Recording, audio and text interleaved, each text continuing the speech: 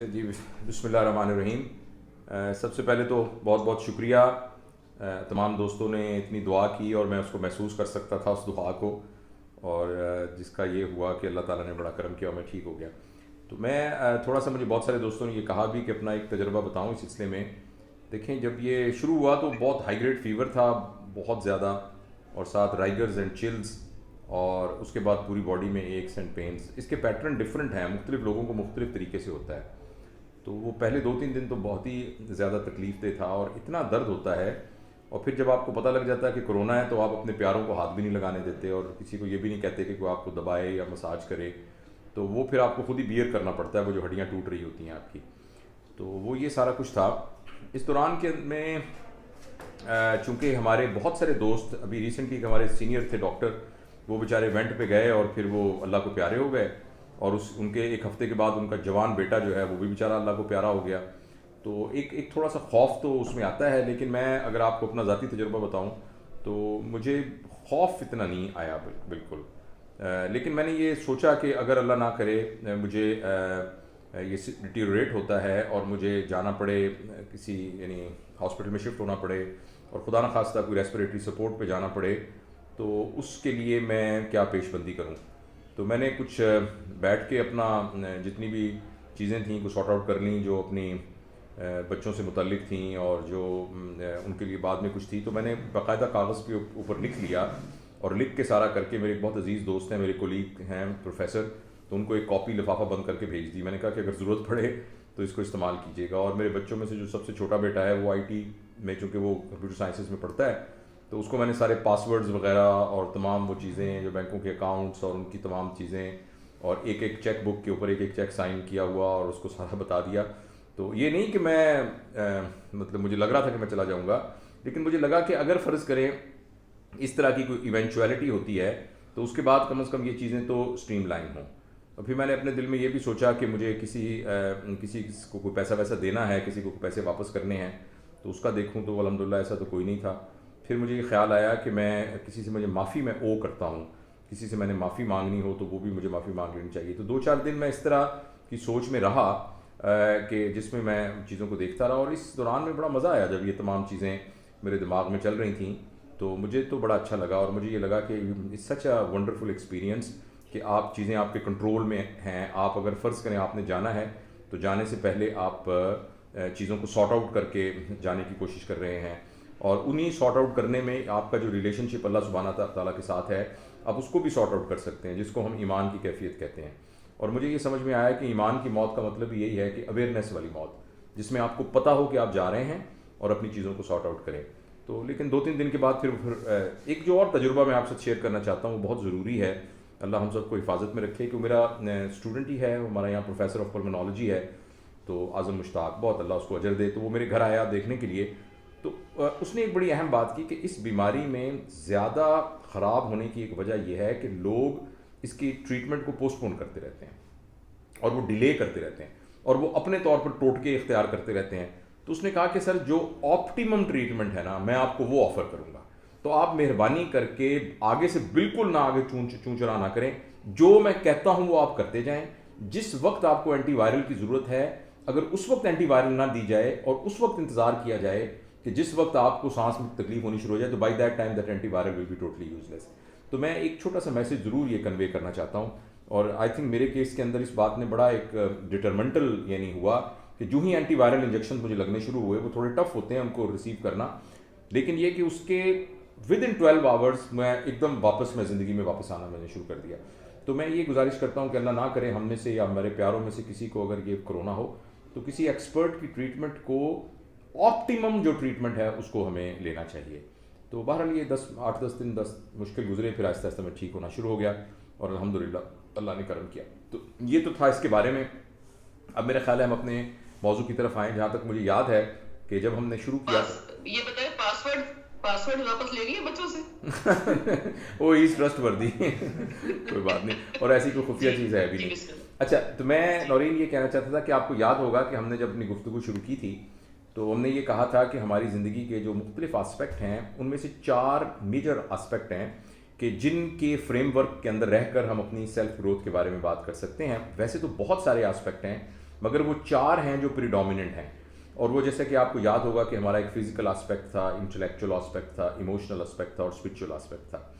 तो हमने physical aspect के बारे में पिछली दफ़ा बात की थी, और उसके सिलसिले में मैंने थोड़ी सी आउटलाइन आप तमाम दोस्तों के साथ शेयर की थी कि अगर हम अपनी जो खाते हैं उसको कंट्रोल करें, जो हम कंज्यूम करते हैं बाई अपने आप को by doing exercise and workout, उसके बारे में एक प्लान करें। इसके अलावा हम हमारी स्लीप के पैटर्न को अपने नॉर्मल कर लें, और एक जिसे रेस्टफुल स्लीप है वो हमें अचीव हो जाए। और इसके साथ साथ फिर हम एक सम हाउ अपनी ज़िंदगी का बेशतर टाइम कोशिश करें कि स्ट्रेस हैंडलिंग जो एबिलिटीज़ हैं हमारी वो इम्प्रूव हो जाएं, तो हमारा फिजिकल क्वेश्चन काफ़ी बेहतर होना शुरू हो जाता है। इसके जो कुछ यार्ड स्टिक्स हैं उनमें से एक यार्ड स्टिक तो ये है फिजिकल की कि आपको नींद ठीक आती हो, जब आप सो के उठें तो आप फ्रेश महसूस करते हों। तीसरी बात यह है कि आप ओवरवेट ना हो, आपका वेट जो है ना, ख़ास तौर पे आपका ये जो वेस्ट लाइन है ये बहुत मोटी ना हो और आपके ऊपर एक्स्ट्रा फैट ना हो। तो इस तरह की कुछ, और जब आप चलें तो थकें ना, यानी आप एक काम करते वक्त आप इंजॉय करें काम को बनिस्बत थकने के। तो ये कुछ यार्ड स्टिक्स थी। तो ये कुछ फिजिकल चीज़ें थी जो हम ऑलरेडी डिस्कस कर चुके हैं। आज जो दूसरा हमारा एस्पेक्ट है ना, जिसे हम इंटेलेक्चुअल एस्पेक्ट कहते हैं, इसको मैं टच करने की कोशिश करूँगा। मैं कोशिश करूँगा कि इसको हम अगले 30-40 मिनट में, 45 मिनट में ख़त्म कर सकूँ। लेकिन अगर इसमें कुछ तशनगी रह गई तो वो फिर हम इंशाल्लाह अगली दफ़ा भी इसको जारी रखेंगे। देखिए, हमारी एक बात तो बड़ी ज़रूरी है कि ये अलग से 4 कंपार्टमेंट नहीं है कि ये हमारा फिजिकल एंटिटी है, ये हमारी इंटेलेक्चुअल एंटिटी है, ये हमारी इमोशनल एंटिटी है, हमारी स्पिरिचुअल। ये अलग अलग से 4 डिफरेंट कंपार्टमेंट नहीं है, बल्कि ये सारे के सारे बिल्कुल इंटरवोवन हैं, एक दूसरे के साथ जुड़े हुए हैं और एक दूसरे को बहुत ही डायरेक्टली और इनडायरेक्टली और बड़े कंपाउंड और कॉम्प्लेक्स तरीके से इफेक्ट करते हैं। लेकिन बहरहाल समझने के लिए हम इसको एक अलग अलग कंपार्टमेंट में डिस्कस कर रहे हैं, ये सिर्फ समझने के लिए है। देखिए, इंटेलेक्ट है क्या, जहानत क्या है। जहानत को समझने के लिए मैं थोड़ा सा ना आपको पीछे ले जाना चाहूँगा कि जिस वक्त एक बच्चा पैदा होता है तो उस वक्त उसका बच्चा बिल्कुल ऐसे, वो बच्चे का दिमाग ऐसे होता है जैसे आप नया ब्रांड न्यू कंप्यूटर खरीद के लाते हैं। उस कंप्यूटर के अंदर एक हार्डवेयर होता है और बेसिक एबिलिटी होती है कि डाटा कहाँ से अंदर जाएगा, और डाटा को स्टोरेज की एक एबिलिटी होती है और एक आउटपुट देने की एबिलिटी होती है। लेकिन अंदर प्रोग्राम कोई नहीं होता, उसके अंदर ऑलरेडी कोई प्रोग्राम नहीं होता। हाँ, उसके सर्वाइवल के प्रोग्राम्स उसके अंदर मौजूद होते हैं। मसलन यह है कि अगर बिजली चली जाएगी तो क्या होगा, अंदर जो सर्किट्स को बचाना है वो कैसे होगा। इसी तरीके से जब एक बच्चा पैदा या कोई भी जानदार पैदा होता है तो उसके सर्वाइवल के प्रोग्राम तो उसके अंदर ऑलरेडी लिखे हुए हैं कि जैसे सर्दी होगी तो उसकी बॉडी कैसे रिस्पॉन्ड करेगी, गर्मी होगी तो कैसे होगी, और कोई जरासीम आ जाएगा तो एंटीजेनिक रिस्पॉन्ड को एंटीजेनिक चैलेंज को वो एंटीबॉडीज़ के थ्रू या किसी और जो हेमोरल तरीका है उसको किस तरीके से करेगा। ये तो ऑलरेडी उसके अंदर एक प्रोग्राम है, लेकिन सॉफ्टवेयर और कोई उसके अंदर नहीं होता। लिहाजा जब बच्चा पैदा होता है तो बच्चा, आपने देखा होगा बच्चे की जो सबसे मुतहर्रिक उसके जिस्म के अंदर होता है वो उसकी आंखें होती हैं, और वो अपनी आंखों के जरिए ना चीज़ों को रजिस्टर करना शुरू कर देता है। और जब वो सबसे पहले जिसके साथ उसका इनकाउंटर होता है वो उसकी माँ होती है सबसे पहले। तो जब वो हमेशा आप नोट कीजिएगा, जब जिनके यहाँ जो नौज़ायदा बच्चे हों या छोटे बच्चे हों, कि बच्चा थोड़ी देर के बाद ना अपनी माँ की तरफ देखता है और माँ की आंखों की तरफ देखता है, और वो एक्चुअली अप्रूवल ले रहा होता है माँ की तरफ से। और माँ मुंह से अगर कुछ भी ना कहे, सिर्फ उसकी आंखों के अंदर जो इंप्रेशन होते हैं उन इंप्रेशन की बुनियाद पर बच्चा अप्रूवल या डिसअप्रूवल ले रहा होता है। यानी अगर उस बच्चे को शोर सुनाई देगा तो एकदम माँ की आंखों की तरफ देखेगा, और अगर माँ की आंखों में अप्रूवल नजर आ रही है तो वो उस शोर को एक पॉजिटिव सिग्नल के तौर पर उसको एक्सेप्ट करेगा और समझेगा कि ये ठीक हो रहा है। और इसी तरीके से अगर उसकी माँ की आंखों में डिसअप्रूवल होगी तो वो बच्चा जो है उसको एक तरह से नेगेटिव प्रोग्रामिंग के तौर पर रिकॉर्ड करेगा। अच्छा, ये तो मैंने एक ओवर सिंप्लीफाई किया है। इस तरह के बिट ऑफ छोटी छोटी इंफॉर्मेशन के साथ बच्चे के अंदर एक मेमोरी बिल्डअप होना शुरू हो जाती है। शोर को कैसे रिस्पॉन्ड करना है, रोशनी को कैसे रिस्पॉन्ड करना है, गर्मी को कैसे रिस्पॉन्ड करना है, आपस के अंदर जो इंटरेक्शन हो रही है। फिर आहिस्ता आहिस्ता जब उसको लैंग्वेज समझ आनी शुरू हो जाती है तो अपार्ट फ्रॉम विजुअल क्लूज जो कि एक ऑडिटरी क्लूज हैं, वो उनकी बुनियाद पर भी उसके अंदर एक मेमोरी डेवलप होना शुरू हो जाती है। आप ये समझिए कि जो नौज़ायदा बच्चा है वो बिल्कुल ऐसे है जैसे एक शीशा होता है, बिल्कुल ट्रांसपेरेंट एक शीशा होता है। तो जो बाहर मंजर नजर आता है वो हूबहू उसका अक्स उसके ऊपर नजर आता है। जब आप उस मंजर को हटा लेते हैं, दूसरा मंजर ले आते हैं, तो वो जो नया मंजर होता है वो उसका हिस्सा बन जाता है। उसका अपना आप कुछ नहीं होता, उसका अपना आप कुछ नहीं होता। जो मंजर इंप्रेशन उसके ऊपर डाल रहे होते हैं वही इंप्रेशन उस पर्टिकुलर टाइम के वक्त उसका इंप्रेशन होगा। इसीलिए अगर आप छोटे बच्चे को देखें ना, एकदम वो मुस्कुरा रहा होगा, फिर एकदम वो ग्लूमी हो जाएगा, फिर एकदम मुस्कुरा रहा होगा, एकदम, यानी जरा सी उसको खुशी की बात मिलती है तो उसके चेहरा खिल जाता है, और अगले ही लम्हे जब उससे कोई नेगेटिव होता है तो एकदम वो उदास हो जाता है। आपने देखा होगा बच्चे रोते रोते एकदम हंसने लग जाते हैं, या हंसने हंसते एकदम रोने लग जाते हैं। लेकिन ओवर टाइम उसकी अपनी एक मेमोरी डेवलप होना शुरू हो जाती है, और वो जो उसकी मेमोरी है वो एक तरह से एक सॉफ्टवेयर है जो उसके अंदर डेवलप होना शुरू हो जाता है। अब पहले ये था कि बाहर से मंजर से मुराद इनपुट है। इनपुट जब आती है तो वो बिल्कुल अनपोल्यूटेड, बिल्कुल क्लीन, बिल्कुल ट्रांसपेरेंट जैसी है, विदाउट जजमेंट, वो बच्चे की अंडरस्टैंडिंग की स्क्रीन पे पड़ती है और वो उसको रिस्पॉन्ड करता है। लिहाजा अगर वो गर्म चीज को हाथ लगाएगा तो हाथ को परे ले जाएगा। ये एक स्पॉन्टेनियस रिस्पॉन्स होगी without being judgemental about it. लेकिन कुछ अरसे के बाद जब उसकी मेमोरी बन जाएगी तो उसको पता होगा कि ये शोला जो है ये गर्म है, तो वो अपनी मेमोरी को यूज करेगा। इन अदर वर्ड्स, हमारी इनपुट और हमारी जो आउटपुट है, इन दोनों के दरमियान एक लेंस आना शुरू हो जाता है। इस मेमोरी का नाम लेंस, इस लेंस का नाम मेमोरी है, और इसका दूसरा नाम ट्रेनिंग है, और इसका एक और नाम नर्चरिंग है, और इसका एक नाम ग्रूमिंग है, और इसका एक और नाम प्री कंडीशनिंग है। यानी आहिस्ता आहिस्ता एक कंडीशनिंग होना शुरू हो जाता है। लिहाजा अब जब ये अमर तकरीबन 7-10 साल की उम्र तक रहता है, 7 से 10 साल। कुछ बच्चों के अंदर जो बहुत ब्रिलियंट होते हैं वो 7 से भी पहले क्लोज हो जाता है, क्योंकि उनका डाटा, उनकी रिकॉर्डिंग जो है वो बहुत फास्ट होती है। और कुछ लोगों के अंदर 7 से 10 साल की उम्र तक ये प्रोसेस चलता रहता है। और अब यह है दरमियान में एक लेंस डेवलप हो जाता है। अब ये लेंस, जो मंजर आएगा वो इस लेंस में से गुजर के जाएगा। अगर ये लेंस नीले रंग का है तो मंजर नीला आना शुरू नजर आएगा, अगर ये लेंस सब्ज रंग का है तो मंजर सब्ज होगा। लिहाजा मंजर पर कम डिपेंड करता है, लेंस पर ज्यादा डिपेंड करता है।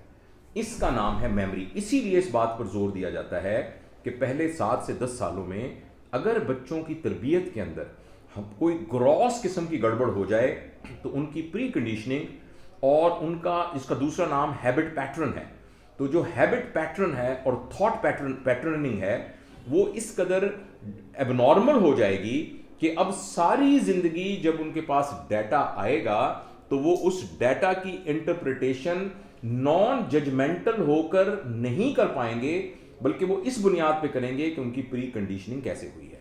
मसलन मैं आपको एक मिसाल देता हूं। अगर एक बच्चा अपने घर में ये देखता है कि उनके घर में हर वक्त जोर जोर से बातें होती हैं और हर शख्स एक दूसरे के साथ हमेशा ऊंची टोन में बात करता है और हमेशा एक रफ टोन में बात करता है, जो घर में बड़ा है उतना ज्यादा उसके अंदर एग्रेशन है। वालिद साहब सबसे बड़े हैं तो वालिद साहब घर में सबसे ज्यादा सख्त हैं। वो जब आते हैं तो वो वालदा को भी डांटते हैं, बड़े भाई को भी डांटते हैं, मुलाजमों को तो थप्पड़ मारते हैं, दरवाजे को जोर से बंद करते हैं, अगर उनकी मर्जी के मुताबिक खाना ना हो तो प्लेट को परे फेंक देते हैं, नमक थोड़ा सा ज्यादा हो जाए तो वो अम्मी के साथ बहुत बुरी गुफ्तगू करते हैं। जब अगर ये बच्चा ये शुरू से देख रहा होगा तो उसके लिए ये सारा का सारा एज अ नॉर्मल रिकॉर्ड हो जाएगा, उसके दिमाग के अंदर ये पैटर्न बन जाएगा कि ये ही नॉर्मल है। अब वो अगली जिंदगी, जब वो 10 साल के बाद रिकॉर्ड प्ले करने का टाइम होगा, तो साइकोलॉजी ये बताती है हमें कि बेसिकली 2 हो सकते हैं, या तो इसके नतीजे में वो बिल्कुल डिटो कॉपी बन सकता है इसी एग्रेशन की, या इसकी वजह से सारी जिंदगी और लोगों की एग्रेशन को सहने वाला बन जाएगा और एक पैसिव मोड में चला जाएगा और हर बंदा उसको दबा सकेगा और उसको कर सकेगा। इन दोनों केसों में उसकी जो है ना वो तरबियत फर्क पड़ेगी। तो ये डिटरमिन करता है लेंस कि हमारी मेमोरी क्या है। अच्छा, ये मेमोरी हमारे पास एक बहुत बड़ी दौलत के तौर पर, बहुत बड़े हथियार के तौर पर मौजूद है हमारी जिंदगी के आइंदा फैसले करने के लिए। अच्छा, इस ताकत के साथ जो एक दूसरी ताकत साथ डेवलप होती है उसका नाम है इमेजिनेशन। इस सिलसिले में बहुत रिसर्च हुई है कि क्या इमेजिन करने की एबिलिटी बाकी जानदारों में मौजूद है या नहीं है। तो अभी तक जो पता लगा है उसके मुताबिक ये है कि शायद बहुत, यानी सर्वाइवल से मुतल्लिक तो फ्यूचर के बारे में इमेजिनेशन जानवरों में मौजूद होगी। यानी वो अंदाज़ा लगा सकते हैं कि ये जानवर जो मेरे ऊपर हमला कर रहा है ये हो सकता है मुझे नुकसान पहुंचाए।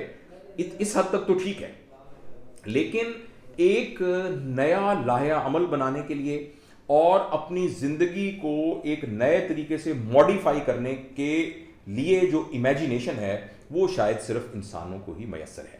लिहाजा मैं बात को थोड़ा सा फैल गई, मैं ये अर्ज़ करना चाहता हूं कि मैं अब जब यहाँ बैठा हूं तो मेरे पास एक बहुत बड़ा स्टोर ख़जाना मौजूद है जो है मेरी मेमोरी, और मेरे पास एक दूसरा ख़जाना मौजूद है जिसका नाम है इमेजिनेशन। और ये मेमोरी और इमेजिनेशन ये दोनों मेजरेबल नहीं है, ये इतना वास्ट है कि मेरी ज़िंदगी में होने वाले छोटे छोटे वाक़यात, एक वक्त मैं जा रहा था तो मोटरसाइकिल स्लिप हो गया था जिसकी वजह से एक कुत्ता नीचे आ गया था। फॉर एग्जांपल, जब मैं अपने वालिद साहब के साथ 3 साल की उम्र में जा रहा था तो वो भी मेरे पास स्टोर है। किसी ने मेरे साथ अच्छा सलूक किया था वो भी स्टोर है। यानी इसका इतना बड़ा खजाना है, और वो सारे, जिसको हम एक टेक्निकल टर्म है बटरफ्लाई इफेक्ट, वो कभी फिर डिस्कस करेंगे कि वो छोटी छोटी छोटी चीज़ें सारी मेरे पूरे मिजाज में, मेरी तबीयत के अंदर और मेरे पैटर्न ऑफ लाइफ को इन्फ्लुएंस कर रही हैं। और साथ साथ इसके रिफ्लेक्शन के तौर पर मेरे अंदर एक इमेजिनिंग एबिलिटी डेवलप हो गई है। मैं इमेजिन कर सकता हूँ, और ये भी, इसकी भी कोई लिमिट नहीं है। मैं अभी आंखें बंद करूँ और अभी मरीख पे पहुँच जाऊँ, मैं आंखें बंद करूँ अभी जन्नत में पहुँच जाऊँ, मैं आंखें बंद करूँ मैं अभी अपने मरहूम दादा की गोद में बैठ जाऊं जब मैं बचपन में उनकी गोद में बैठ के खेला करता। यानी इसकी भी कोई लिमिट नहीं है। इमेजिनेशन में आप जहां मर्जी पहुंच जाए। अच्छा, ये कहानी मैंने आपको सारी इसलिए समझाई है कि हम कितने इंटेलिजेंट हैं और अपनी जहानत को कितना इस्तेमाल करते हैं, इसका इस बात से बहुत ज़बरदस्त ताल्लुक है कि हमारे पास ये जो 2 हथियार हैं इनका करेक्ट यूज़ हमें आता है या नहीं आता। अगर हम अपनी मेमोरी को और अपनी इमेजिनेशन को करंट सिचुएशन के अंदर एक पॉजिटिव इन्फ्लुएंसिंग टूल के तौर पर इस्तेमाल करना जान जाएंगे तो ये हमारे हाथ में बहुत ज़बरदस्त हथियार है। और हम किसी भी गिवन सर्कमस्टांसेस के अंदर जो भी चैलेंज हमें दरपेश होगा या जो भी डिमांड होगी एक सिचुएशन की, हम अपनी मेमोरी में से अपना पास्ट एक्सपीरियंस लेकर और अपने फ्यूचर के अंदर उसको प्रोजेक्ट करके क्या क्या पॉसिबिलिटीज हो सकती हैं, इन दोनों को मिलाकर क्या मुझे रिस्पॉन्स देनी है उसका हम फैसला करेंगे। ये सुनने में जितना आसान लगता है ये करने में इतना आसान है नहीं। ये वो आइडियल सिचुएशन है जो मैं और आप, हम सबको एस्पायर करना चाहिए अचीव करने की। और इंटेलिजेंस की डेफिनेशन एक्चुअली अगर आप डिक्शनरी डेफिनेशन देखें तो वो ये है, possession of the skill, knowledge and attitude to handle the situation in a favourable way. यानी आम पंजाबी में इसका लफ्ज है मौके नू संभालना। यानी जब कोई प्रॉब्लम आता है तो क्या हम मौके को संभाल सकते हैं या मौके को संभाल नहीं सकते। जब कोई सिचुएशन हमारे ऊपर चैलेंजिंग आती है, हम इस सिचुएशन के अंदर से अपने लिए बेहतरी, प्रॉब्लम सॉल्विंग और क्रिटिकल थिंकिंग एटीट्यूड के साथ मसले का हल निकाल लेते हैं या हम मामलात को बिगाड़ देते हैं। राइट? तो ये है इंटेलिजेंस। लिहाजा मैंने अब तक जो बात बताई है मैं इसको थोड़ा कन्वर्ज करके ये अर्ज करना चाहता हूं कि अगर हम अपनी इंटेलिजेंस में ग्रोथ हासिल करना चाहते हैं और हम ये चाहते हैं कि मैं एक इंटेलिजेंट शख्स हूं, तो उसका मतलब ये है कि हमें अपनी मेमोरी को इस्तेमाल करना आता हो और अपनी इमेजिनेशन को इस्तेमाल करना आता हो। मेमोरी को इस्तेमाल करने का मतलब ये है कि वो चीज़ जो हमें नहीं चाहिए वो हर वक्त हमारे हाथ में नहीं होनी चाहिए। जैसे देखें ना, मुझे अब सेब काटना है तो मुझे छुरी चाहिए, तो बड़ी छुरी बड़ी ज़बरदस्त चीज़ है, क्योंकि पहले मैं सेब काट नहीं सकता था। अगर मैं उसको दांत से काटता तो बड़े भद्दे तरीके से काटता, वो एक नफासत से नहीं काट सकता था, तो मुझे छुरी चाहिए थी। अच्छा, अब मैंने छुरी से सेब काट लिया, अब उसका पर्पस पूरा हो गया। अब चूंकि ये ज़बरदस्त थी, इससे पर्पस पूरा हो गया, अब मैं छुरी को अपने हाथ में भी पकड़ के रखूँ हर वक्त, और मैं हर वक्त टॉयलेट में भी छुरी को साथ लेके जाऊँ, किचन में भी साथ लेके जाऊँ, बेडरूम में भी साथ लेके जाऊँ, तो ये बिल्कुल हमाकत होगी। तो इसी तरीके से माजी के अंदर जो कुछ मेरे साथ हुआ, पास्ट में मेरे साथ जो भी तजुर्बात हुए, वो अच्छे हुए या बुरे हुए, उन तजुर्बात की रोशनी में जब मुझे उसको इस्तेमाल करना है, जब मुझे उसको इस्तेमाल करना है, जब मुझे इस्तेमाल करना है उसको, उस वक्त तो मैं अपने उस माजी के एक्सपीरियंस को इस्तेमाल करूं, लेकिन जो ही वो वक्त गुजर जाए, अब मैं उस माजी को अपने साथ घसीट घसीट के ना रखूं। अगर ये एबिलिटी मेरे अंदर पैदा हो जाए तो मेरा इंटेलेक्ट एक शार्पन इंटेलेक्ट होगा और वो गिवन सर्कमस्टांसिस के अंदर बिल्कुल करेक्ट फैसला करने की उसके अंदर एबिलिटी होगी। इसी तरीके से जब मेरे अंदर कुछ हालात आते हैं तो उसके नतीजे में फ्यूचर के बारे में जो इमेजिनेशन है, अगर वो करेक्ट इमेजिनेशन होगी, जैसे अगर मेरे ऊपर किसी ने हमला किया और मैंने उसी वक्त फैसला कर लिया कि मैं तो मर ही जाऊंगा, यानी मैंने अपनी इमेजिनेशन को ओवर प्लॉट कर दिया और ओवर शूट कर दिया, तो इसके नतीजे के अंदर फिर हम प्रॉब्लम सॉल्विंग और क्रिटिकल थिंकिंग वाले मोड में नहीं जा सकेंगे। लिहाजा अब तक जो मैंने गुफ्तगू की है उसका खुलासा यह है कि हमारी इंटेलेक्ट की ग्रोथ का इस बात से ताल्लुक है कि हमें क्लियर अंडरस्टैंडिंग हो कि मेरा पास्ट और मेरी पास्ट के अंदर मौजूद जितनी यादें हैं उनमें से कितनी मैंने प्रेजेंट मूवमेंट में अपने साथ रखनी है और कितना टाइम जो गुजर गया है उसको मैंने अपने साथ घसीट कर नहीं रखना। किसी इंसान की जहानत के रास्ते में जो सबसे बड़ी रुकावट है वो उसका पास्ट का बर्डन है जो उसने उठा के रखा होता है। आप जब भी लोगों से बात करें और जो लोग भी दुखी होते हैं, क्योंकि मेरा उनके साथ हमेशा राब्ता रहता है बहुत सारे लोगों के सेशंस के दौरान और फिर वो इंडिविजुअल जो उनके साथ सेशंस होते हैं, तो अक्सर लोगों के नफ्सियाती, अक्सर लोगों के सोशल और पर्सनल प्रॉब्लम की बुनियादी रीज़न ये होती है कि उन्होंने गैर ज़रूरी तौर पर अपने पास्ट को अपने सर पर उठाया होता है। किसी के साथ माजी में एक बुरी बात हुई, ये बात आज से 20 साल पहले हुई थी, वो शख्स अभी भी उन 20 सालों के, वो जो 20वां साल था उसके अंदर ज़िंदगी गुजार रहा है, और जबकि उस 20 सालों के अंदर बहुत सी अच्छी बातें हो चुकी हैं, उस 20 सालों के अंदर हालात चेंज हो चुके हैं, हो सकता है वो जिस शख्स ने वो बिहेव किया हो वो भी चेंज हो चुका हो, वो भी अब वो शख्स ना रहा हो, लेकिन इसके बावजूद अपने पास्ट को अननेसेसरीली कैरी करने की वजह से इंसान का इंटेलेक्ट ब्लंट हो जाता है। और जो दूसरी, इसी का जो दूसरा रुख है वो है इमेजिनेशन को ओवर इन्फ्लेट करना, और जिसको हम, जब हम माजी को ओवर इन्फ्लेट करते हैं तो ये हमें डिप्रेशन में रखता है, और जब हम फ्यूचर को ओवर इन्फ्लेट करते हैं तो ये हमें एंजाइटी में रखता है। Anxiety is about future, over inflated future, और depression is related to over inflated past. तो जब हम पास्ट को ओवर इन्फ्लेट करते हैं तो अच्छा, ये दोनों चीजें हमारे इंटेलेक्ट को टोटली ब्लंट कर देते हैं। ये एक बात है। इस बात के सिलसिले में अगर कोई सवाल हो, कोई कमेंट हो तो प्लीज आप कीजिए, उसके बाद मैं इसको आगे कंटिन्यू करूंगा, या कुछ आप शेयर करना चाहते हो मेरे साथ, या कोई कंफ्यूजन हो। अस्सलाम वालेकुम। जी वालेकुम सलाम। सर मेरा नाम हुसैन है जी। सर एक क्वेश्चन है सर, वो जी प्लीज। भी बात हो कि मैं पास में रहने से फायदा कोई नहीं सर, लेकिन जिस बंदे का गया होता है, कुछ जिसने खोया होता है, उसको ये एहसास होता है ना, उसके दिल में हम तो नहीं झांक सकते ना, क्योंकि एक ख्याल तो दिल में या दिमाग में एक तंग करता है कि अगर ऐसा ना हुआ, वैसा ना हुआ होता तो हालात अभी कुछ मुख्तलिफ होते, या अगर उस सिचुएशन में मेरा रद्द अमल ऐसा रहा होता तो शायद मेरी आज ये कैफियत ना होती। आप तो सर जी इस तरह के साथ किस तरह डील किया जाए? जी, आप बिल्कुल सर सही फरमा रहे हैं। इसीलिए मैंने शुरू में कहा था कि जो कुछ मैं कह रहा हूं ये कहना बहुत आसान है, मगर इसको अचीव करना बहुत मुश्किल है, इसलिए कि इसके लिए मेहनत और कोशिश करनी पड़ती है। इसके लिए बाकायदा एक मशक करनी पड़ती है। जैसे आप और मैं बॉडी बिल्डर बन सकते हैं, मगर उसके लिए हमें रोज जिम जाना पड़ेगा, उसके लिए हमें रोज अपनी खुराक का ख्याल रखना पड़ेगा, उसके लिए हमें जो गंद बला खाते हैं उसको उनसे जान छुड़ानी पड़ेगी। इसी तरीके से ये जो वे ऑफ लिविंग है जिसमें हम पास्ट के अंदर स्टक हो जाते हैं, इसके लिए भी हमें अपने थॉट प्रोसेस पर बहुत ज्यादा मेहनत करनी पड़ेगी।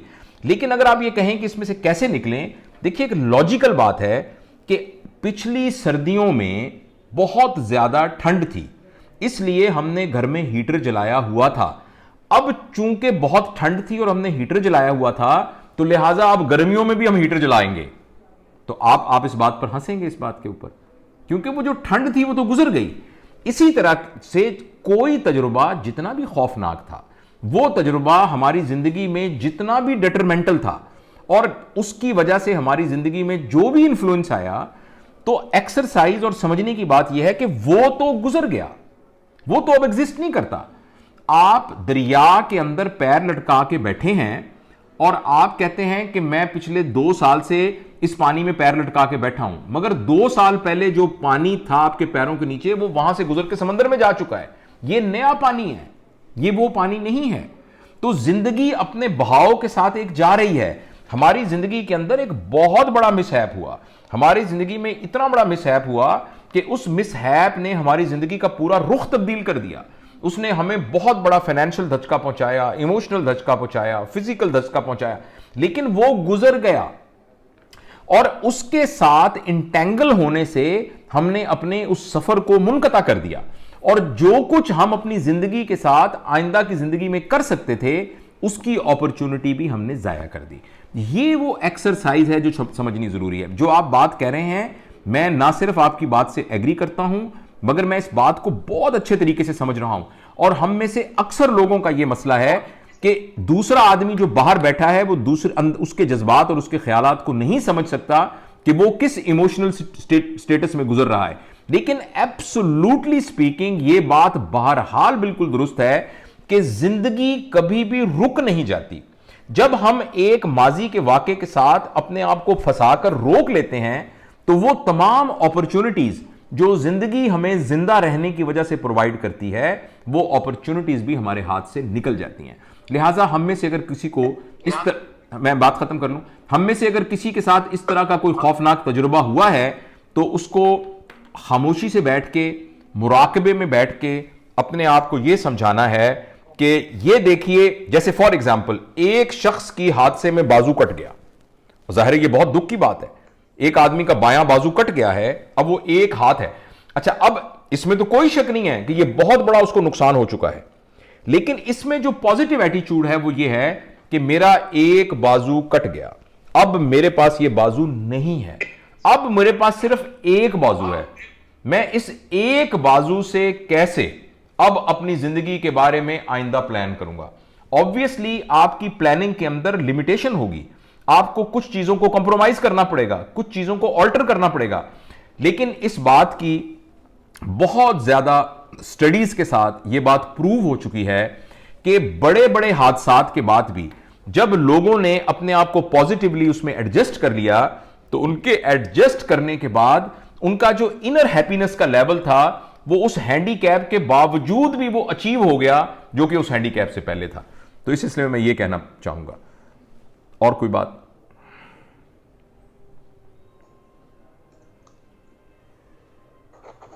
बहुत शुक्रिया सर, थैंक यू। ओके, अच्छा, अब मैं थोड़ा जारी रखूंगा वो अपनी पिछली गुफ्तगू को। मैं एक जी फरमाइए। जी, मैं ये अगर हर कोई बात करने से पहले हाथ खड़ा कर दे ना, तो फिर वो डॉक्टर साहब को बार बार रोकना नहीं पड़ेगा। जी प्लीज। जी मैंने हाथ खड़ा किया। जी फरमाइए। जी नौरीन प्लीज आप बोलो। अस्सलाम वालेकुम डॉक्टर साहब। जी वालेकुम सलाम। मैं आपसे ये पूछना था, आप जिसने आपने शुरू में जिक्र किया था प्री कंडीशनिंग के बारे में, तो अगर किसी की लेंस ही डिस्टॉर्ट हुई हुई है जी शुरू से ही, तो उसके लिए कितना आसान होगा अपने ये बर्डन को हटाना? जी बिल्कुल सही है, थैंक यू वेरी मच। मैं एंड में इस बात का जिक्र मुझे करना था, लेकिन अच्छा है आपने कहा, तो मैं अभी आपको बताता हूं। देखिए, ये जो इस सिलसिले में एक साहब हैं जिनका मैंने बहुत दफ़ा जिक्र किया है, और आप भी माशाल्लाह सब पढ़े लिखे लोग हैं, तो आपको मौका मिले तो उनकी किताब है biology of believe, biology of believes. ये हैं ब्रूस लिप्टन, ये येल यूनिवर्सिटी के अंदर प्रोफेसर ऑफ जेनेटिक्स हैं, अभी भी हैं, और इनका अगर आप पेज वगैरह लाइक करें तो इनके वो न्यूज़ टेलर्स वगैरह भी आते रहते हैं। इन्होंने इस सिलसिले के अंदर बहुत ज़्यादा काम किया है, और इनकी रिसर्च से पहले ये समझा जाता था कि जो जेनेटिकली डिटर्मिन हो चुका है तो वो हो चुका है, लिहाजा अगर मैंने एक क्रिमिनल बनना है तो मैं ये तय हो चुका है, अगर मैंने एक अच्छा इंसान बनना है तो वो ये तय हो चुका है, ये ऑलरेडी डिटर्मिन्ड है। अच्छा, और यानी हमारे जेनेटिक्स डिटरमिन करती हैं कि हमारा रवैया क्या होगा, हमारा एटीट्यूड क्या होगा। अगर कोई शख्स जो है वो एक कातिल है और एक जो है वो एक सफाक इंसान है, तो उसकी जेनेटिक्स में लिखा हुआ है। ब्रूस लिप्टन साहब ने साइंटिफिकली इसको प्रूव किया और सेलुलर लेवल पर एक्सपीरियंस करके फिर इसको ओवर यानी क्या कहना चाहिए एक्स्ट्रा प्लॉट करके उन्होंने ये बात साबित की कि 95% ऑफ द टाइम हमारा हैबिट ब्रेन काम करता है। लिहाजा जो आप बता रही हैं कि लेंस जैसा डिस्टॉर्ट हो चुका है, लेंस का जिस उसके अंदर जो भी चेंजेस आ चुकी हैं, 95% ऑफ टाइम तो यही प्रिडिक्टेबल है कि उसी लेंस के थ्रू आप जिंदगी को देखेंगी। लेकिन अल्लाह ताला ने 5% की एक विंडो हम सबको दी हुई है। और मैं जब ये जो है ना मसला तकदीर और जो उसके बारे में मैं गौर करता हूं और लोग पूछते हैं कि अगर अल्लाह ताला ने हर चीज़ मुकद्दर में ही लिखी हुई है, हर चीज़ लिखी हुई अल्लाह की मर्जी के बगैर पता भी नहीं हिलता, तो फिर हमसे सवाल किस बात का पूछा जाएगा? जब हमारे मुकद्दर में ही है कि हमने जहन्नुम में जाना है, तो फिर उसमें हमें सजा किस बात की मिल रही है? या ये कि मैंने गुनाह ही करना है और ये मुकद्दर में ही है।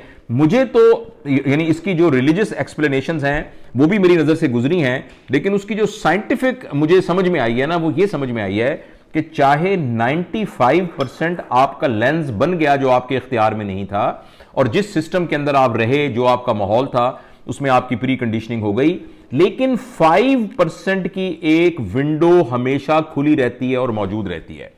और वही 5% की विंडो है जो कि इंसान का इख्तियार है। जब आप हैबिट ब्रेन से काम करते हैं तो बेसिकली आप बेइख्तियार होकर काम करते हैं। फर्ज करें मैंने आपको कोई बात की, उसके जवाब में आपने मुझे एक बात की, वो इसलिए की कि आपके लेंस ने उसको ऐसे परसीव किया, तो 95% टाइम्स तो बेसिकली वो आपने करना ही करना था। लेकिन 5% की एक विंडो मौजूद है। जिस तरह 95% वाले ब्रेन का नाम हैबिट ब्रेन है, 5% वाली उस विंडो का नाम कॉन्शियस ब्रेन है। और ये जो हमारी एफर्ट है और जो हमारी कोशिश है, और मेरा ख्याल है कि जितनी भी मज़ाहिब की कोशिश है लोगों की तरबियत करने की और तबलीग करने की, वो सारी की सारी कोशिश बुनियादी तौर पर इस बुनियाद पर है कि वो 5% की इख्तियार वाली विंडो मेरे और आपके हाथ में हर वक्त मौजूद है। लेकिन मसला यह है कि उस विंडो को तलाश करना पड़ता है। एक पूरा घर है जिसकी दीवार है जो मुकम्मल बंद है, 95% एरिया बिल्कुल सीमेंटेड है, मगर 5% की एक विंडो मौजूद है। उस विंडो तक अगर पहुंच गए और वो खुल गए, तो आप ना सिर्फ अपने पूरे दिमाग की प्री कंडीशनिंग को रीराइट कर सकते हैं, बल्कि आप पूरे ब्रेन को रीवायर कर सकते हैं। आपके अंदर जो भी हैबिट पैटर्न बना हुआ है उसको तब्दील करके एक नया हैबिट पैटर्न आप डेवलप कर सकते हैं। तो वो जो 5% की विंडो है, वो विंडो है जिसके लिए हम सारी मेहनत कर रहे हैं और कोशिश कर रहे हैं। और उस विंडो का जो रास्ता है, उस रास्ते का नाम है गौर व खौज करना, सोचना, मुराकबा भी कह सकते हैं आप, मेडिटेशन भी कह सकते हैं, यकसुई के साथ अपने साथ तारुफ पैदा भी कर सकते हैं। तो हम में से कोई शख्स अगर यह चाहता है कि वो अपनी प्री कंडीशनिंग और अपने हैबिट ब्रेन को रीवाइंड करके और उसको रीवायर करना चाहता है, तो वो आज से रोजाना कम से कम 15 मिनट निकाले और निकाल के खामोशी से अपने आप का जायजा लेना शुरू करे और ये देखना शुरू करे कि मेरी कौन कौन सी चीजें ऐसी हैं जो कि सही नहीं हुई। ये हालांकि ये बात बड़ी सिंपल सी लगती है, मगर मैं अपने ज़ाती तजर्बे से आपको बता रहा हूं, सिर्फ सुनी सुनाई या पढ़ी लिखी बात कहीं से किताबों से पढ़ी नहीं। मैं अपने ज़ाती एक्सपीरियंस को विटनेस बनाते हुए आपसे अर्ज करता हूं कि आप रोज़ाना अपने साथ तारुफ पैदा करने के लिए आधा घंटा निकालना शुरू कीजिए। आप हैरान होंगे कि कैसे कैसे तिलिस्माती दरवाजे आपके सामने खुल जाएंगे। आपको अपने बारे में ऐसी ऐसी चीज़ें पता लगेंगी और आपको मालूम होगा कि जो घर गंदा नजर आ रहा था, ये तो सिर्फ एक गुलदान मैंने यहां से उठा के यहां रखना था, सिर्फ इस गुलदान के यहां रखने की वजह से ये खिड़की बुरी लग रही थी। तो आपको ये तो मिसाल के तौर पर मैंने कहा। तो इसलिए आपके सवाल का जवाब यह है कि इसमें कोई शक नहीं है कि दुनिया में आए हुए अक्सर इंसान जिस लेंस के साथ आते हैं उसी लेंस के साथ अपनी ज़िंदगी गुजार कर इस दुनिया से चले जाते हैं और उनके अंदर किसी किस्म की कोई तब्दीली नहीं आती, बल्कि वक्त के साथ लेंस और गंदा और धुंधला होना शुरू हो जाता है।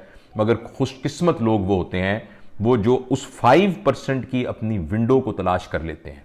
और जब वो अपनी 5% वाली वो विंडो को तलाश कर लेते हैं और उस विंडो के लिए प्रैक्टिकल तरीका मैंने आपको अर्ज कर दिया है, अपने आप से सही तारुफ कायम करना। अनफॉर्चुनेटली जावेद इकबाल को अभी जावेद इकबाल का पता नहीं है, जावेद इकबाल का जावेद इकबाल से सही तारुफ नहीं है, इसलिए कि जावेद इकबाल के पास जो वक्त है उसने सारा जावेद इकबाल के अलावा जितने लोग हैं उन पर खर्च किया हुआ है। उसने अपने इर्द गिर्द चीज़ों के लिए इकट्ठा किया हुआ है, लोगों के ऊपर मेहनत की हुई है, अपने इर्द गिर्द की गैर मरी यानी अपने की जो मटीरियलिस्टिक चीज़ों पर मेहनत की है, अपने आप पर मेहनत नहीं की हुई, अपने आप को समझने की कोशिश नहीं की हुई।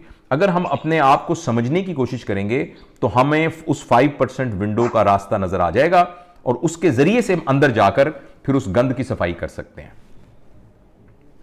ये बात। शुक्रिया।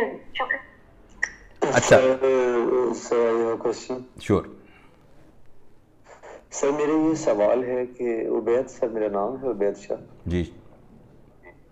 सर, बड़े अरसे से मैं सुनता आ रहा हूँ 15 साल से कि अपने आप को समझना चाहिए। तो सर, इसका कौन सा यार्डस्टिक है कि हम कहाँ से स्टार्ट करेंगे, कहाँ से अपने आप को समझना स्टार्ट करेंगे, ये थोड़ा सा क्लियर कीजिएगा। जी बहुत शुक्रिया।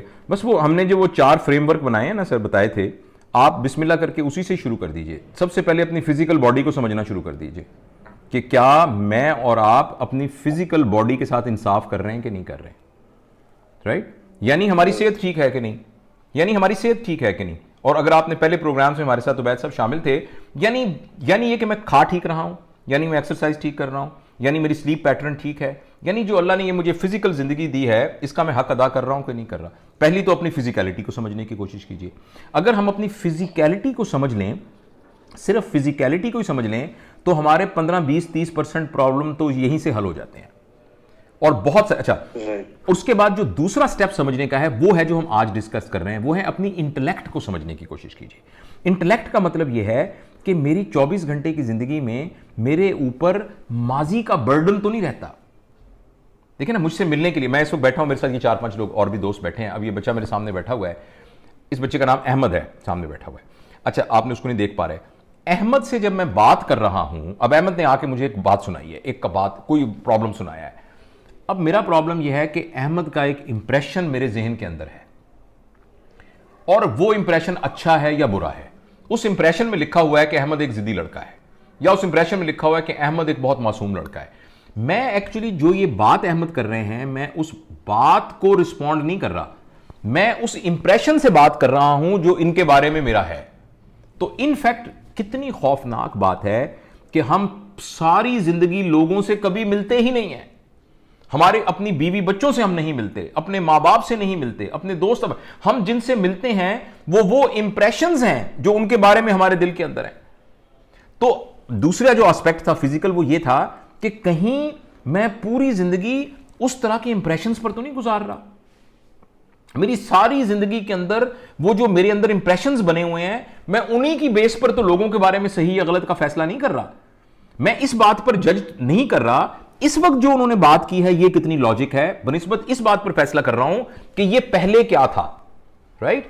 तो जो दूसरा आपने फरमाया ना कि मैं अपने आप को कैसे दूसरी यार्डस्टिक है कि आप देखिए कि जिंदगी गुजारने के दौरान हमारे जो फैसले हैं, क्या वो फैसले हमारी माजी की अननेसेसरी प्री कंडीशनिंग पर बेस्ड तो नहीं है। और इसी की दूसरी जो फ्लिप साइड ये है कि कहीं मेरी गैर जरूरी एंजाइटीज जो फ्यूचर में मैंने ओवर इन्फ्लेट की हुई हैं उन पर बेस्ड तो नहीं है। तो अगर हम अपने आप को माजी से बर्डन से ऑफ कर दें और इमेजिनेशन के बर्डन से ऑफ कर दें, तो फिर हम प्योर फॉर्म के अंदर मौजूद है, प्योर लाइफ के तौर पर मौजूद है, जो धड़कती हुई एक जिंदगी है जो कि आने वाले चैलेंज को रिस्पॉन्ड करेगी विद स्पॉन्टेनियसिटी और विद टोटैलिटी और विद प्योरिटी। और वो जो प्योर तरीके से रिस्पॉन्ड करना होगा उसी का नाम जिंदगी गुजारना है। तो ये दूसरा ये एस्पेक्ट है। और बाकी की इंशाल्लाह डिस्कशंस के अंदर हम इमोशनैलिटी और स्पिरिचुअलिटी पर भी बात करेंगे। तो इसलिए उबैद साहब, शुरू करने के लिए फिजिकलिटी से शुरू करके और फिर हम अपनी इंटेलेक्ट के ऊपर मेहनत करके इसको बेहतर कर सकते हैं। एक बात मैं आपसे जरूर अर्ज करना चाहता हूं कि एक बात ना हमें अपने जहन से बहुत ही उसकी समझ हमें होनी चाहिए कि कभी भी बातें सुनने से, तकरीरें सुनने से, मोटिवेशनल लेक्चर अटेंड करने से, किताबें सिर्फ पढ़ने से, इनसे हमारे अंदर तब्दीली नहीं आती। हमारे अंदर एक तब्दीली की शुरुआत हो सकती है इससे, दिस कैन बी, एक बीज हो सकता है ये जिससे पौधा बने, लेकिन तब्दीली लाने के लिए एक्शन बड़ा जरूरी है। ये अब जब से ये मोटिवेशनल स्पीकिंग और इस तरह के सारे चैनल्स और यूट्यूब चैनल्स और ये सारी सेल्फ हेल्प की बातें शुरू होती हैं, तो हमारे अंदर इसकी एक एडिक्शन हो जाती है कि भाई मैं तकरीरें अटेंड किया करता हूं, मैं क्लासेस अटेंड किया करता हूं, मैं अच्छी बातें फलां की सुना करता हूं। लेकिन इनसे हमारे अंदर तब्दीली इसलिए नहीं आती कि ये सुनना एक पैसिव एक्टिविटी है। जब तक इसके नतीजे में एक एक्टिव एक्टिविटी नहीं शुरू होगी, यानी हम खुद कुछ करना नहीं लगेंगे। मसलन आज 17 तारीख थी, आज का दिन मेरा जैसा गुजरा, अगर 18 तारीख भी वैसी गुजरेगी तो 19 तारीख भी वैसी ही होगी जैसी 16 तारीख थी। लेकिन अगर मेरा 17 तारीख जो है वो 16 तारीख की निस्बत थोड़ी सी डिफरेंट गुजरी और मैंने कुछ डिफरेंट किया, तो फिर हम प्रिडिक्ट कर सकते हैं कि 19 तारीख जो होगी वो 16 तारीख की निस्बत डिफरेंट होगी। हम चूंकि अपने पैटर्न ऑफ लाइफ को चेंज नहीं कर रहे, इसलिए हमारी लाइफ चेंज नहीं हो रही। तो ये मेरा ख्याल है। और कोई सवाल हो तो, नहीं तो फिर अगले 10 मिनट में मैं वो जो गुफ्तगू कर रहा था मैं उसको कंप्लीट करूं। रहीला, आपने कहा था अपने कुछ सवाल जॉट डाउन किए, पूछने हैं या बाद में? जी प्लीज। रहीला जी नहीं, अभी से बात करने पर मैं पूछती हूँ। जी बेहतर। अच्छा, अब मैंने जैसे आपको ये एक बड़ा इजमाली सा मैंने एक ओवरव्यू दिया था कि हम अपने इंटेलेक्ट को बेस्ट ऑफ आवर एबिलिटी इस्तेमाल तब कर सकते हैं जब हमारी प्रॉब्लम सॉल्विंग, क्रिटिकल थिंकिंग सिर्फ हमारे पास्ट और फ्यूचर को उतना इस्तेमाल करे जितना चाहिए, जितनी की जरूरत है, और उसको अपने साथ घसीटती ना फिरे। अच्छा, अब यह है कि हमारे इंटेलेक्ट की जो एक्सरसाइज है और हमारा इंटेलेक्ट जैसे ग्रो करता है, उसका क्या तरीका है, वो मैं आपको अगले 5-10 मिनट में बताना चाहता हूं। उस सिलसिले में मैं एक्नॉलेज करूंगा कि एक इंडियन स्पीकर हैं, उन्होंने एक बड़ा जबरदस्त कॉन्सेप्ट दिया है। वो ये है कि हमारे रवैये 2 तरह के होते हैं। एक रवैया होता है जिसे हम कहते हैं अर्निंग रवैया, और एक हमारा रवैया होता है जिसे हम कहते हैं लर्निंग रवैया। Earning and learning. अच्छा, इसकी आप पूरी दुनिया के लोगों को, आप अपने आप को भी देख सकते हैं, अपने इर्द गिर्द के लोगों को भी देख सकते हैं। तो आप इनको ना 2 में डिवाइड कर सकते हैं लोगों को दुनिया में, कि कुछ लोग ऐसे होते हैं जिनका रवैया अर्निंग होता है और कुछ का रवैया लर्निंग होता है। मैं समझाता हूं कि है क्या। अर्निंग से मुराद यह है कि वो लोग जो हर वक्त यही सोचते रहते हैं कि कैसे मैं चीजों को इकट्ठा करूं, वो तमाम चीजें जो पैसे से खरीदी जा सकती हैं उनकी बहुतात मैं अपने गिर्द कैसे इकट्ठी कर लूं, इस रवैये का नाम अर्निंग रवैया है। यानी अगर मेरे पास एक छोटी गाड़ी है तो मेरी को बड़ी गाड़ी कैसे हो जाए, अगर मेरे पास एक गाड़ी है तो 2 क्यों नहीं है, अच्छा मेरा छोटा घर है तो बड़ा घर ना हो जाए, अच्छा किस तरीके से मैं ज्यादा पैसे इकट्ठे कर लूं। अच्छा, यहां एक बात बड़ी क्लियर है, कोई भी इस बात को कंडेम नहीं कर रहा, कोई भी बिल्कुल, मैं एक लम्हे के लिए भी नहीं कह रहा कि ये सारी कोशिश करना इन चीजों को इकट्ठा करने की ये गलत है या ये गुनाह है, ऐसा बिल्कुल नहीं है। इसलिए कि जायज तरीके से अपनी जरूरियात को पूरा करना ये तो शायद हमारे ऊपर फर्ज है। इतने पैसे कमाना जिससे हमारे बच्चों के अंदर एहसास महरूमी ना आए और वो किसी की मोहताजगी ना महसूस करें और हम इज्जत आबरू के साथ बगैर किसी के मांगे से इज्जत से जिंदगी गुजार सकें, इतना पैसा इकट्ठा करना तो मेरे ख्याल में फर्ज है। यानी सिर्फ सही तो मैं नहीं कह रहा, मैं फर्ज कह रहा हूं। लिहाजा हम बिल्कुल ये नहीं कह रहे कि ये चीजें इकट्ठी करना ये कोई गुनाह का काम है, लेकिन अगर हमारे रवैये में हमारा बड़ा होना, हमारा बेहतर होना, हमारा मुआशरे में बाइज्जत होना और हमारा साहिब शर्फ होना, इसका ताल्लुक उन चीजों से होगा जो कि पैसे से खरीदी जा सकती हैं, तो इस एटीट्यूड का नाम अर्निंग एटीट्यूड होगा। और ये एटीट्यूड हमेशा इंसान को एंजाइटी देगा, डिप्रेशन देगा, जेलसी क्रिएट करेगा, एक सेंस ऑफ फॉल्स कंपटीशन में रखेगा, बहुत जल्दी उसकी ईगो हर्ट हो जाएगी, बहुत जल्दी उसको बेइज्जती महसूस होगी और वो कभी भी फुलफिल्ड लाइफ नहीं गुजार सकेगा। इसके मुकाबले में एक रवैया है जिसका नाम है लर्निंग रवैया। लर्निंग रवैये का मतलब यह है कि जिसमें इंसान उन तमाम चीजों को, इसमें भी वो इकट्ठा करना चाहता है, इस रवैये में भी वो लालची होता है, वो चीजों को इकट्ठी करना चाहता है, मगर उसका फोकस उन चीजों पर होता है जो चीजें पैसे से खरीदी नहीं जा सकती। यानी वो ये हासिल करना चाहता है कि कैसे मैं सब्र सीख लूँ, कैसे मैं हिम्मत करना सीख लूँ, कैसे मैं सच बोलना सीख लूँ, कैसे मैं ईमानदारी सीख लूँ, कैसे मैं लोगों के दिलों में घर करना सीख लूँ, कैसे मैं ट्रस्ट वर्दी बन जाऊँ, कैसे मेरी लैंग्वेज ठीक हो जाए, कैसे मुझे यानी एक मेरे अंदर सादगी आ जाए। यानी आप समझ रहे हैं, यानी वो तमाम चीज़ें जो पैसे से नहीं खरीदी जा सकती और जिनको कोई छीन नहीं सकता किसी से, जो शख्स इन चीज़ों को हासिल करना उनकी ज़िंदगी की प्रायोरिटी होती है ओवर उन चीज़ों के जो कि पैसे से खरीदी जा सकती हैं, तो उनका रवैया अर्निंग से लर्निंग की तरफ चला जाता है। और ये देखा गया है कि जिन लोगों का रवैया लर्निंग की तरफ होता है वो तमाम मौक़ों के अंदर लर्निंग अपॉर्चुनिटी मिस नहीं करते।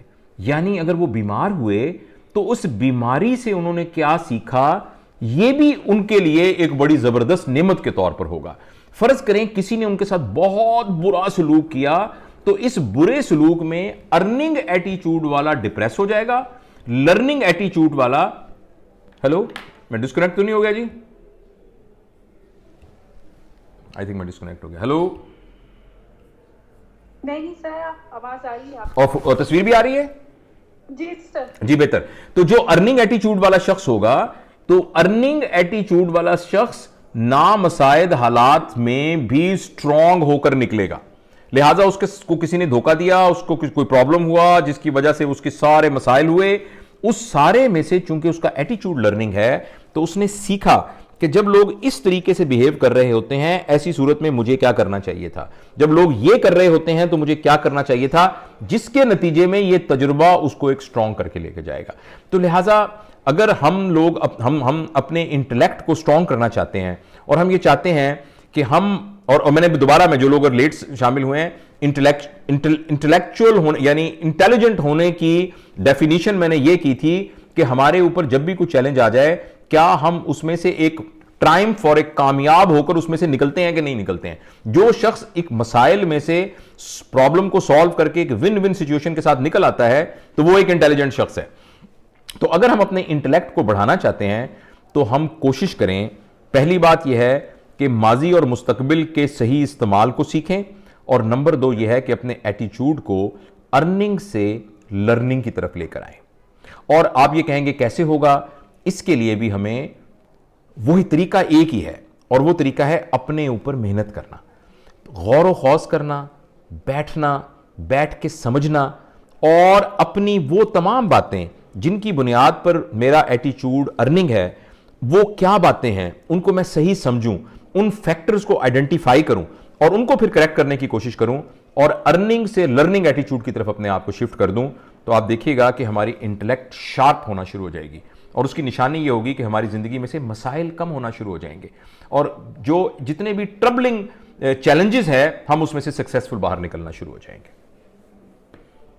अब पूछिए प्लीज़, कोई सवाल आपने पूछना हो तो।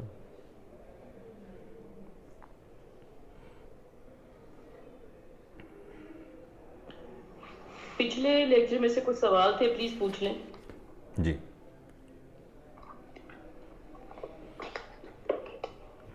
जी रहीला बोलो आप। जी सर, सामने सर रहीला बात कर रही हूं। जी राहिला सर, मैं थोड़ा सा आपसे पूछना चाहूंगी कि थोड़ा सा पहले मैं आपसे फिजिकलिटी के हिसाब से पूछना चाहूंगी, थोड़ा सा पीछे जाना चाहूंगी। आपने कहा था कि फिजिकलिटी को हम गेज कर सकते हैं और 90 से ज़्यादा होनी चाहिए, और फर्स्ट सिटिंग में मेरा आपसे क्वेश्चन था कि बीइंग हाउसवाइफ या हम घर में रहते हुए उसको कैसे ग्राफ करेंगे और कैसे उसको गेज कर सकते हैं, मेजर कर सकते हैं। तो एक मेरा ये सवाल था, और दूसरा, आपने जब कॉग्निटिव साइकोलॉजी की बात की थी, आपने कहा था कि जब हम सीख रहे होते हैं और जब सीखने का अमल होता है, उस वक्त हम ये देखते हैं कि हमारे दिमाग में क्या चल रहा है। और मोस्ट इम्पॉर्टेंट जो मुझे आपकी बात बहुत ज़्यादा लगी कि मुझे था कि मैं आपसे क्वेश्चन करूँगी कि जब हमारा दिमाग रिजेक्ट करता है, बहुत सी चीज़ों को रिफ्यूज़ करता है सीखने के अमल को, तो वो क्यों करता है? क्योंकि मोस्टली ये प्रॉब्लम बहुत से लोगों के साथ आते हैं कि वो नहीं सीख रहे होते, स्पेशली आजकल बच्चे पढ़ाई को नहीं वैसे ले रहे होते जैसे सीखना चाहिए उनको, जैसे कि समझ नहीं आ रहा, फोकस नहीं होते। सही है, बिल्कुल सही। अच्छा देखिए, जो आपका पहला सवाल है उसका तो बड़ा मुख्तसर सा ही है जवाब, कि उस सिलसिले में मैं कोशिश करूंगा कि किसी चार्ट के फॉर्म में ना जो sense of well being, physical sense of well being है, उसकी जो क्राइटेरिया है वो मैं नौरीन के साथ शेयर कर दूँ, वो आपके साथ शेयर कर दें। देखिए वो बड़ा सिंपल सा तरीका है, उसको हम किसी ग्राफ बनाना या उसको किसी स्टैटिस्टिकली किसी को कैलकुलेट करने की बजाय एक सिंपल सी बात यह है, अगर हमें नींद बिल्कुल ठीक आ जाती है, हम लेटते ही 20-25 मिनट में सो जाते हैं और हमारी एक रेस्टफुल स्लीप होती है, और जब सो के उठते हैं तो हम उस वक्त थके हुए नहीं होते बल्कि हम एनर्जेटिक फील करते हैं, नंबर 1। नंबर 2, हमें खाना खाने में मज़ा आता है और हम खाना खाने को इंजॉय करते हैं, यानी हमें प्रॉपर भूख लगती है और जब हम एक खाना खाते हैं तो हमारा खाना खाते हुए अच्छा लगता है, और खाना खाने के बाद हम एक अच्छे एनर्जेटिक महसूस करते हैं। नंबर 3, जो हमारे रोज़मर्रा के काम हैं उनके वो काम हमें बोझ महसूस नहीं होते, बल्कि हमें वो काम करते वक्त मज़ा आता है। जैसे फ़र्ज़ करें आपने सारा दिन, अब हाउस वाइफ हैं, आपने पूरे घर की सारी चादरें, सारे पर्दे सारे धोए और आपको 3-4 घंटे आपने ये अनयूजुअल एक्टिविटी की, मगर बाद में आपको अच्छा लगा, तो इसका मतलब है कि आपकी सेहत अच्छी है। इसके अलावा एक और इसकी यार्डस्टिक है कि हमें हमारा पेशाब पखाना बग़ैर किसी दिक्कत के, यानी बग़ैर कॉन्स्टिपेशन के और बग़ैर रिटेंशन के, अगर हम अपने यानी अखराज कर लेते हैं अपने हवाइज ज़रूरिया का, तो ये भी एक यार्डस्टिक है कि हम हेल्दी हैं। और अगर इन सारों को इकट्ठा करें और कहेंगे एक लफ्ज़ बताएं, तो एक लफ्ज़ ये है कि 24 घंटे में से कितना वक्त हम खुश रहते हैं, यानी कितना वक्त ज़िंदगी बग़ैर किसी दिक्कत के हमारे अंदर से फ्लो करके जा रही होती है और हम खुश होते हैं। यानी आप किसी से बात कर रहे हैं तो खुश हैं, अगर आप लेटे हुए हैं तो खुश हैं, जब खाना खा रहे हैं तो आप खुश हैं, तो कितना हम खुश हैं, ये एक अगर एक लफ्ज़ में बयान करना हो तो, और ये आप और हम सब जानते हैं कि खुशी क्या होती है और नाखुशी क्या होती है। और जो दूसरा सवाल आपने पूछा कि जो हमारे ख़ास तौर पे बच्चे जो हैं कि उनको कहा जा रहा है वो पढ़ते नहीं हैं, आप देखिए जो बच्चा पढ़ रहा है, स्कूल में बच्चे पढ़ रहे होते हैं ना, तो पढ़ते पढ़ते अचानक कहा जाए छुट्टी, तो सारे बच्चे एकदम खुश हो जाते हैं। अच्छा, आप बच्चों को ये कहें कि अभी फौरन अभी तुम पढ़ाई छोड़ो और जाके अभी फुटबॉल खेलो, तो बच्चे भाग के फुटबॉल खेलना शुरू कर देते हैं। अच्छा, वही बच्चे जो अभी बोर हो रहे थे, जो कुछ करना नहीं चाह रहे थे, तो वो फुटबॉल खेलने क्यों चले गए, हालांकि वो उससे ज्यादा मुशक्कत का काम है। बैठ के पढ़ना बहुत आसान था, भागना दौड़ना तो मट्टी में फिरना तो मुशक्कत का काम है। देखिए, हम उसी चीज को अपने अंदर आने की इजाजत देते हैं जिसके आने में हमें मजा आता है, जिस चीज के करने से हमें लुत्फ आता है। अगर वो मुशक्कत वाली चीज भी हो तो हम उसको करने को तैयार हो जाते हैं। बच्चों के सिलसिले में हमसे बहुत बड़ी गलती हुई है कि हमने पढ़ाई को एक मुशक्कत बनाकर बच्चों पर लाद दिया है। अगर पढ़ाई को भी एक इंजॉयमेंट के तौर पर, एक प्लेजर के तौर पर डाल दिया जाए और लर्निंग एक प्लेजरेबल एक्सपीरियंस के तौर पर अगर हम बच्चों को हम सिखाने की कोशिश करें, तो बच्चे, आप कहते रहेंगे कि मत पढ़ो, वो कहेंगे कि हमने पढ़ना है। अभी पिछले दिनों मैं कल ही बल्कि देख रहा था कि फिनलैंड के अंदर एक कंपटीशन होता है जिसमें आइस कोल्ड वाटर के अंदर स्विमिंग होती है। तो लोग जो है वो इतनी सर्दी में, फिनलैंड के अंदर माइनस टेम्परेचर है, उसमें आइस कोल्ड वाटर, ऊपर बर्फ जमी हुई है, नीचे वो तैर रहे हैं, इतनी ठंड के अंदर उनको क्या मजा आ रहा है, इसलिए वो क्यों एंजॉय कर रहे हैं, इसलिए कि उनके लिए एक प्लेजरेबल एक्टिविटी है। तो हमें जिस चीज में मजा नहीं आ रहा होता और जिस चीज को हम बर्डन समझ रहे होते हैं, हमें अपने आप को रिवाइज करने की जरूरत है, ये देखने के लिए कि ये मेरे लिए प्लेजरेबल है क्यों नहीं। और उसके अंदर एक ये भी है कि हमें काम वही करना चाहिए जो हमारा दिल कहता हो। जिस काम को हम अपने दिल के साथ पसंद करके करते हैं, वो चाहे मुश्किल भी हो, हम उसको करने को तैयार हो जाते हैं। तो बच्चों के सिलसिले में आप इसको ट्राई कीजिए। हमारा अनफॉर्चुनेटली स्कूल का सिस्टम और हमारा एजुकेशन सिस्टम वो इस तरीके से गियर हुआ है कि पेरेंट्स शायद अपनी मर्जी से उसके अंदर कोई बहुत बड़ी तब्दीली ना ला सकें, मगर फिर भी ऐसी स्किल्स मौजूद हैं जिनके जरिए से पढ़ाई को एक प्लेजरेबल एक्टिविटी बनाया जा सकता है।